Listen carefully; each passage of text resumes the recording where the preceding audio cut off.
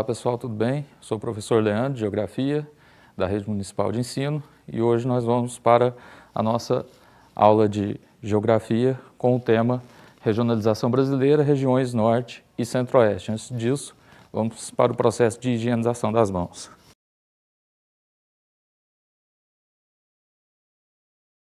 Bom, então vamos lá pessoal. Os objetivos da nossa aula de hoje, então, localizar as regiões Norte e Centro-Oeste do Brasil, compreender sobre os principais aspectos físicos naturais das regiões Norte e Centro-Oeste e os principais problemas ambientais dessas regiões, entender o histórico de ocupação e formação do espaço geográfico das duas regiões e discutir alguns pontos de destaque relacionados à economia, população e problemas sociais que são encontrados também na região Norte e na região Centro-Oeste. Então aqui nós temos a localização dessas duas regiões. Como vocês podem observar então, na cor verde do mapa aqui do lado esquerdo, nós temos a região Norte, que está também destacada no primeiro mapa que vocês encontram ao lado direito. Depois nós temos na cor laranja a região Centro-Oeste, aqui também destacada nesse mapa na parte inferior. Então reparem que na região Norte nós temos aqui os estados de Rondônia, Acre, Amazonas, Pará, Tocantins, Amapá e Roraima. E na região Centro-Oeste nós temos Mato Grosso, Goiás e Mato Grosso do Sul. Então essas são as regiões que nós vamos estar estudando ao longo da aula de hoje. Então um quadro aqui para resumir um pouquinho alguns aspectos relevantes do ponto de vista físico-natural dessas duas regiões. Então, na primeira linha, a região Norte, nós temos então predominantemente, nós vamos ver que tem algumas manchas de outros climas, mas o que predomina é o clima equatorial, que é um clima que é classificado principalmente por ser bastante quente e úmido ao longo de quase todo o ano. Nós vamos ver isso representado no gráfico. O tipo de vegetação predominante também é a floresta amazônica, que é uma floresta densa, de folhas largas, adaptada a esse ambiente de clima quente e úmido. Então nós vamos ter algumas manchas também de cerrado e campos, e vegetação litorânea na porção do Pará e Amapá. O relevo predominam as terras baixas, as planícies e depressões, que vão até cerca de 200 metros de altitude. A altitude, recordando, ela é com relação ao nível médio dos mares, então, no caso da região Norte, predominam áreas de relevo com altitudes menores, tendo também algumas áreas de planalto entre as depressões. E as planícies, sobretudo ao longo dos vales, como por exemplo do rio Amazonas, que é o principal rio da região. Temos também, com relação à hidrografia, a importância principalmente da bacia do rio Amazonas, que é o rio que tem o maior volume de águas e também o maior em extensão, então tem uma importância muito grande esse rio devido a esses dois aspectos e ao fato dele estar presente também na principal floresta equatorial, tropical que a gente tem no planeta, que é um ambiente que abriga uma grande biodiversidade. E aí nós vamos ter então, devido ao relevo, predominantemente rios de planície, e isso favorece também uma boa navegabilidade. Então são rios que eles se tornam eixos de conexão, eixos que a população utiliza para transporte de pessoas, de mercadorias, devido a essa facilidade que o relevo oferece. E aí, inclusive, a gente tem também o Porto de Manaus, que é o maior porto fluvial brasileiro, ou seja, que se encontra em um rio. Temos também a região Centro-Oeste, na linha de baixo, que é onde predomina o clima tropical, e aí ela tem na sua porção mais ao norte já uma área que se encontra o clima equatorial, e no extremo sul do estado do Mato Grosso do Sul nós temos também uma pequena mancha de clima subtropical. Nós temos predominantemente nessa região o Cerrado, temos também na porção onde se encontra o clima equatorial algumas áreas de floresta amazônica, uma faixa de transição entre o Cerrado e a floresta amazônica, além das áreas úmidas da planície do Pantanal, que formam o chamado complexo do Pantanal. Temos também do ponto de vista do relevo, predominantemente planaltos, o Planalto Central do Brasil, né? Nós vamos ver aqui no mapa um pouquinho melhor essa questão. Algumas áreas de depressões, mas relativamente muito menos áreas do que na região norte do país, e a planície do Pantanal, que é a área alagada que forma o complexo do Pantanal que eu acabei de mencionar. E aí nós temos também uma rica rede hidrográfica, que em parte também é navegável nas áreas de planície, mas em alguns rios essa navegabilidade ela já é comprometida devido ao relevo de planaltos, onde a gente tem um relevo mais acidentado, com altitudes mais elevadas, que acabam dificultando a utilização desses rios para fins de navegação.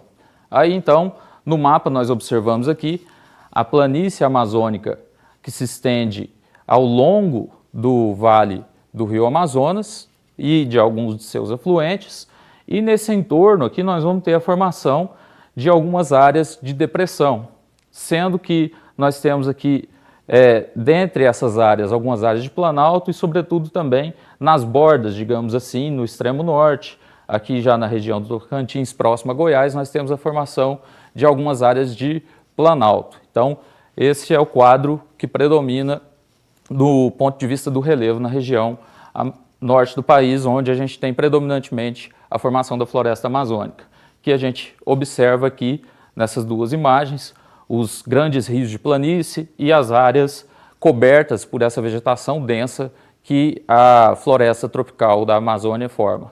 Aqui então nós temos a região centro-oeste, onde nós vamos ter aí já maiores formações de chapadas e de serras. Então essas áreas vermelhas, vocês podem observar de acordo com o mapa, elas chegam até e ultrapassam os 1.200 metros de altitude, já com formações aí de relevo que se diferem bastante das áreas que são predominantemente planas e de altitude mais baixa que predominam na região norte. Então, aqui a gente tem a formação do Planalto Central do Brasil, com várias áreas serranas aí, indo até a região do Mato Grosso e se estendendo também aqui na parte central do Mato Grosso do Sul.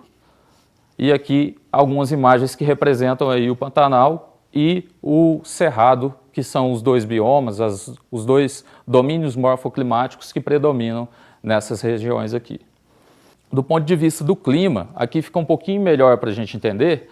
Observem que a região norte do país, ela é praticamente toda coberta pelo clima equatorial, então é a região onde predomina esse tipo de clima no território brasileiro, sendo que a região centro-oeste, ela pega aquela faixa de transição que eu havia mencionado, no norte do estado do Mato Grosso.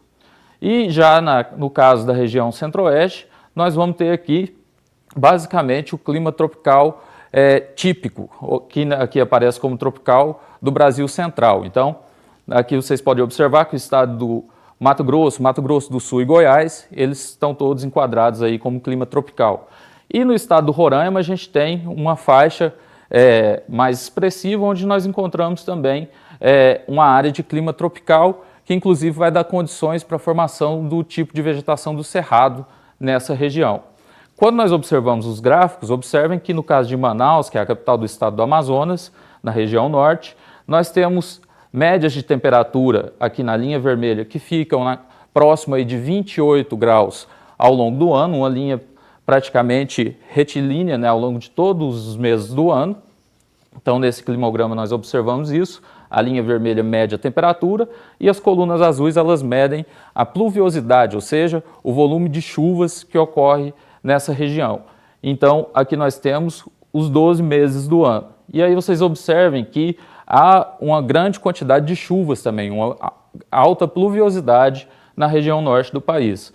Índices menores nos meses do meio do ano, que pega ali o período do nosso inverno, chegando até o início da primavera, e depois, quando nós observamos aqui no caso de Brasília, apesar do comportamento da pluviosidade ele ser semelhante, né, ou seja, esses índices de pluviosidade, de chuvas, eles diminuem no meio do ano, próximo ao inverno, mas observem que no caso da região norte, em Manaus, diferentemente de Brasília, que está no centro-oeste, esses índices eles permanecem mais elevados. E a temperatura, no caso de Brasília, que varia numa média menor, entre 20 e 25 graus, ela chega a baixar da média de 20 graus no período do inverno. Então, um comportamento bastante diferente, né, desses dois climas ao longo do ano. E só lembrando aqui, nós estamos falando de temperaturas médias. Então, essas temperaturas aqui, elas não correspondem exatamente à mínima e à máxima que ocorreram nessas regiões, mas é uma média que é traçada ao longo de todo o ano. Então aqui, quando nós observamos do ponto de vista dos limites, né, dessas áreas, para entender um pouquinho melhor, que às vezes é um pouco confuso, nós temos aqui na cor verde a Amazônia continental, ou seja, toda a área que é coberta pela Amazônia, incluindo os países vizinhos que também têm parte do seu território coberto por este tipo de vegetação. Então, por exemplo, Bolívia, Peru, Colômbia, Equador, Venezuela, Guiana, Suriname e Guiana Francesa. Nas bolinhas pontilhados aqui que nós temos no mapa, nós temos a chamada Amazônia Legal, ou seja, dentro do território brasileiro, todos os estados que têm alguma porção do seu território coberta também por esse tipo de vegetação. E nós temos aqui nesse limite, na cor vermelha, a região norte. Então aqui, só para diferenciar um pouquinho essas áreas que às vezes a gente confunde por elas terem uma formação, né, um pouco semelhante no território. Aqui nós observamos alguns dados interessantes. Por exemplo, o caso do Brasil. Porcentagem do país que é Amazônia, ou seja, que é coberto pela Amazônia. Então, no caso do Brasil, quase 50% do território, 49%, é coberto pela Amazônia. Porém, quando nós observamos do outro lado aqui, a porcentagem de Amazônia presente em cada país. Então, o Brasil ele tem 60,3% da Amazônia total. Então, dos 100%, 60,3% se encontra em território brasileiro. E aí a gente encontra países como a Guiana Francesa, a Guiana, que tem ali em torno de 1,15% e 3,2%, respectivamente, mas que tem aí quase todo o seu território coberto pela vegetação da Amazônia. Então, quando a gente analisa, né, esses percentuais, dá para entender aqui que no caso do Brasil a gente tem a maior porção, mas não necessariamente a gente tem todo o nosso território, ou quase todo, como alguns países, coberto por esse tipo de vegetação. Então, só para vocês entenderem um pouquinho essa relação também. E aí alguns dos principais problemas ambientais que a gente tem no norte e no centro-oeste do país. O desmatamento, que está relacionado à expansão urbana, exploração de madeira, mineração, expansão da fronteira agropecuária, ou seja, a fronteira que indica o avanço das atividades de desenvolvimento da agricultura e da pecuária no território, indo em direção à Amazônia. Desde 1960 já foram desmatados mais de 700 mil quilômetros quadrados da Amazônia, o que corresponde a cerca de 17% da área original. A poluição dos solos e dos corpos d'água, que está relacionado também ao processo de urbanização e à agropecuária. A biopirataria, principalmente na Amazônia, que é quando você extrai espécies de forma ilegal desse território e aí você faz a venda ilegalmente dessas espécies, sejam espécies vegetais ou animais. Caça e pesca predatória, que ocorrem também principalmente no Pantanal. E é interessante destacar que em todos esses casos desses problemas que nós estamos vendo aqui, como por exemplo a biopirataria, a caça e a pesca ilegal, nós temos leis que elas coíbem essas atividades, ou seja, elas tentam proibir, né, por meio da legislação, que essas atividades ocorram. Mas aí a gente tem o problema da fiscalização, que nem sempre consegue pegar os criminosos no ato da realização dessas atividades. Então, esses crimes ambientais, né, como são chamados, eles estão previstos em leis e aí nós temos um problema aí entre as pessoas que não têm consciência ambiental, que continuam realizando essas práticas, e também a fiscalização que muitas vezes não dá conta de toda essa atividade que ocorre nessas regiões. A questão da queimada, que ocorre no Cerrado, no Pantanal principalmente, mas nós temos visto na Amazônia também esse problema ocorrendo.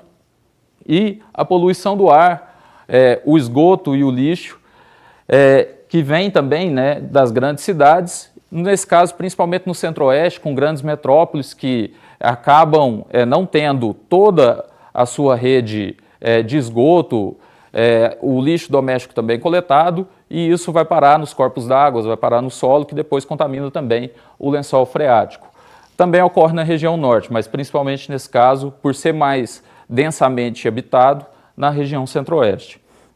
E a erosão dos solos e assoreamento dos rios, que é o processo de desgaste dos solos, que ocorre naturalmente, mas que é acelerado pelas atividades humanas, quando elas não ocorrem com o devido cuidado para manutenção, né, das condições o mais próximo do natural, de preservação das áreas que estão sendo exploradas, por exemplo, para o desenvolvimento da agricultura, da pecuária, da mineração, e esse material que é erodido, ele acaba indo parar no leito dos rios, assoreando, ou seja, ele fica no leito, comprometendo também ali a vida aquática que ocorre naqueles canais. Aqui, então, alguns exemplos no mapa para a gente entender um pouquinho melhor. Nós temos aqui, na cor cinza, a floresta amazônica. Nessa cor lilás aqui nós temos a região do Pantanal.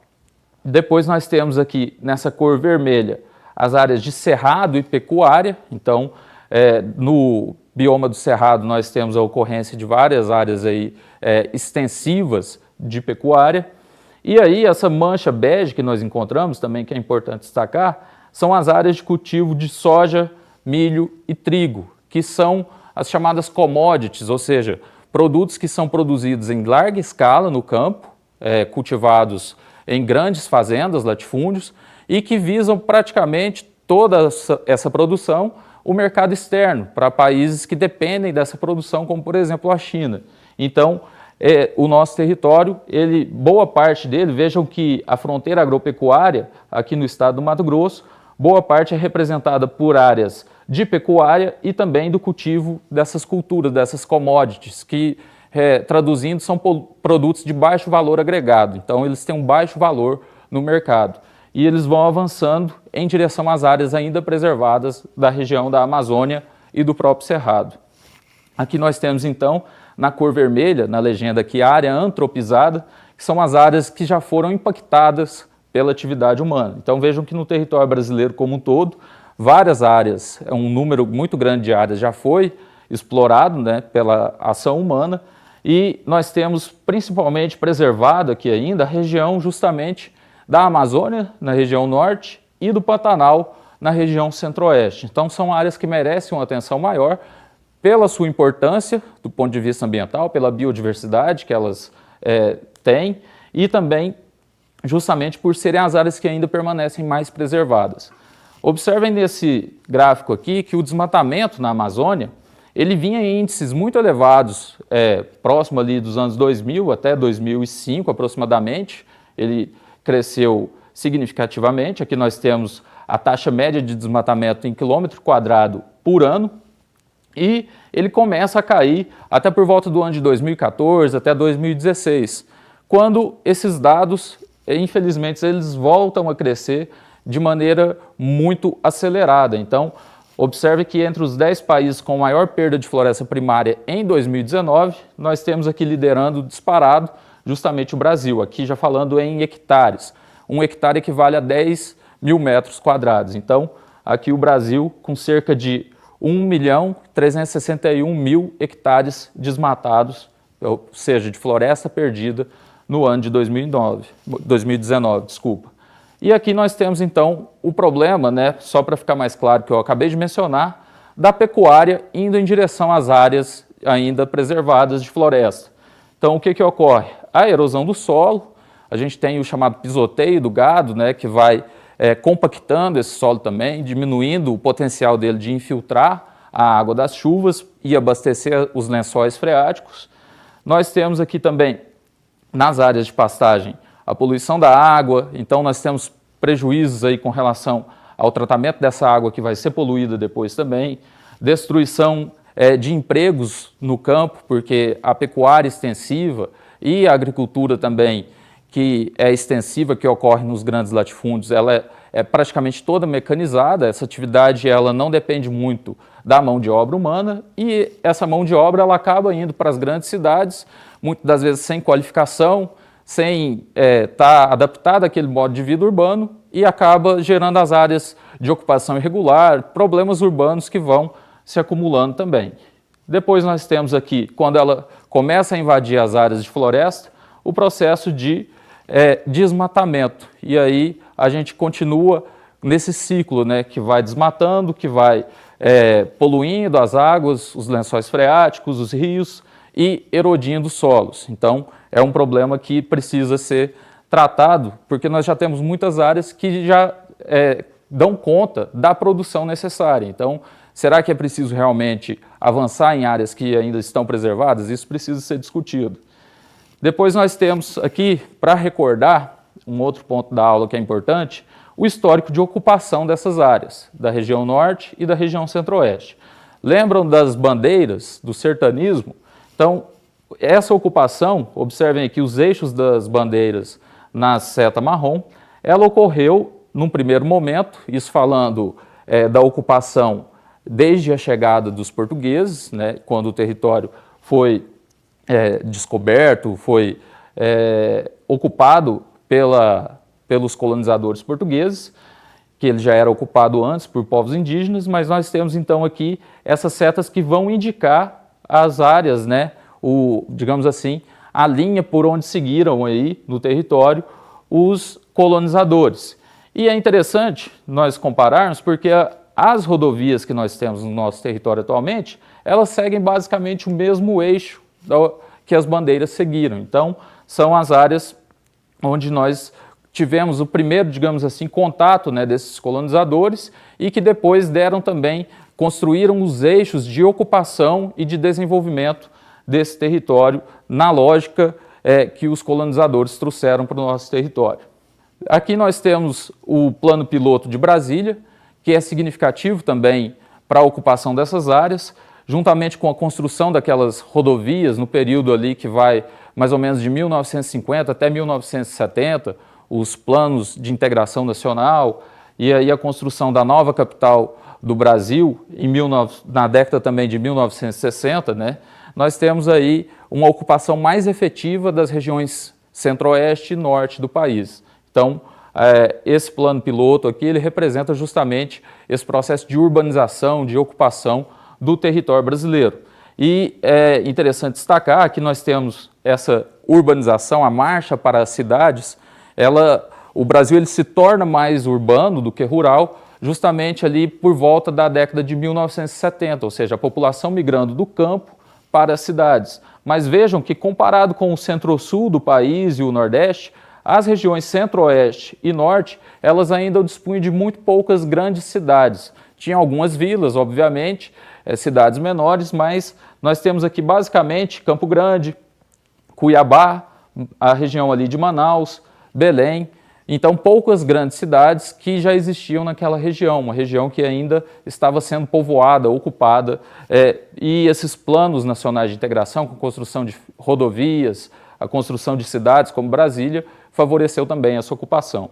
Aqui mais uma imagem representando a construção de Brasília e os trabalhadores, né, que foram trabalhar nessa obra para erguer a cidade de Brasília, a nova capital do Brasil. E aí até essa cidade aqui, né? Essa frase, cidades contemporâneas e a inclusão.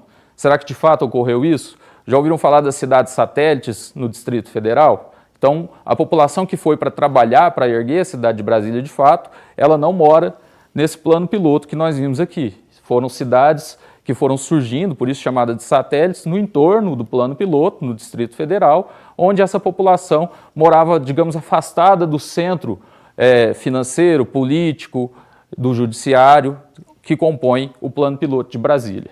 E aqui um quadro que resume um pouquinho essa situação. Então vamos passar rapidamente aqui. No norte do país, então, nós temos entre os séculos XVI e XVII os fortes militares, missões religiosas, como as dos jesuítas, por exemplo, as drogas do sertão, que também favoreceram a ocupação desse território. Depois nós temos, entre os séculos XIX e XX, o extrativismo de castanha, madeira e o látex, que dá origem à borracha e marca o ciclo da borracha no final do século XIX, que foi muito importante para a ocupação dessa área também. Entre as décadas de 1930 e 1950, a agricultura e a mineração nessa expansão da fronteira agropecuária. Depois nós temos, na década de 1950, os planejamentos econômicos para o desenvolvimento econômico da região. Nos governos militares nós temos a criação da Superintendência de Desenvolvimento da Amazônia, que também contribuiu para isso, e a criação da Zona Franca de Manaus.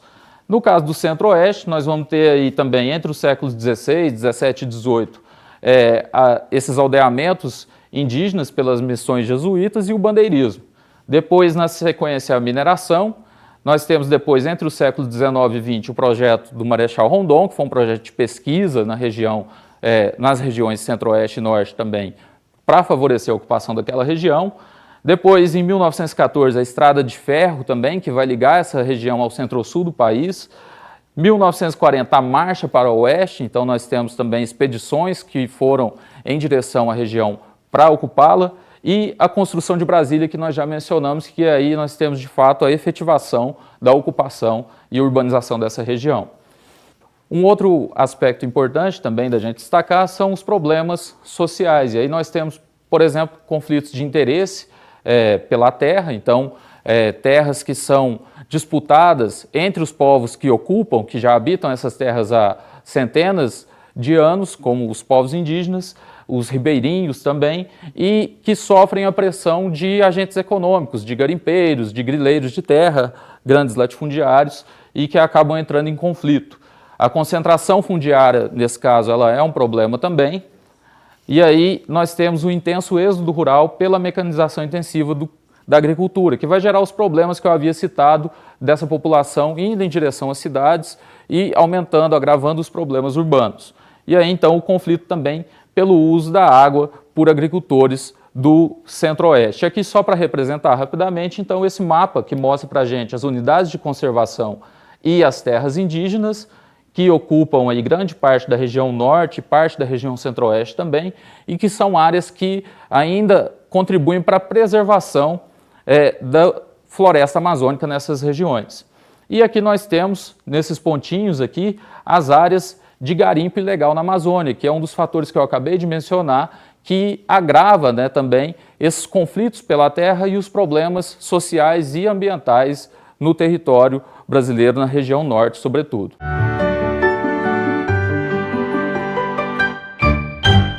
Bom, então é isso, pessoal. Na aula de hoje nós conhecemos um pouquinho melhor aí sobre as regiões norte e centro-oeste do país, os aspectos físicos naturais, como o clima, o relevo e a vegetação. Falamos também sobre o processo de ocupação dessas regiões do território brasileiro, os problemas sociais e ambientais, falamos sobre a questão do desmatamento, as queimadas, a biopirataria, a caça e a pesca ilegal, o conflito que existe também entre os interessados pela ocupação e o uso da terra naquela região, os povos indígenas, ribeirinhos, os latifundiários, grileiros, garimpeiros, e os problemas que isso gera para a população que já habita essa região e que acaba se estendendo para outras áreas também. Bom, então é isso, pessoal. Espero que tenham gostado da aula, que tenham entendido. Qualquer dúvida, procure o professor de geografia de vocês. Assistam também às aulas de língua portuguesa e história. Um abraço, muito obrigado, até mais.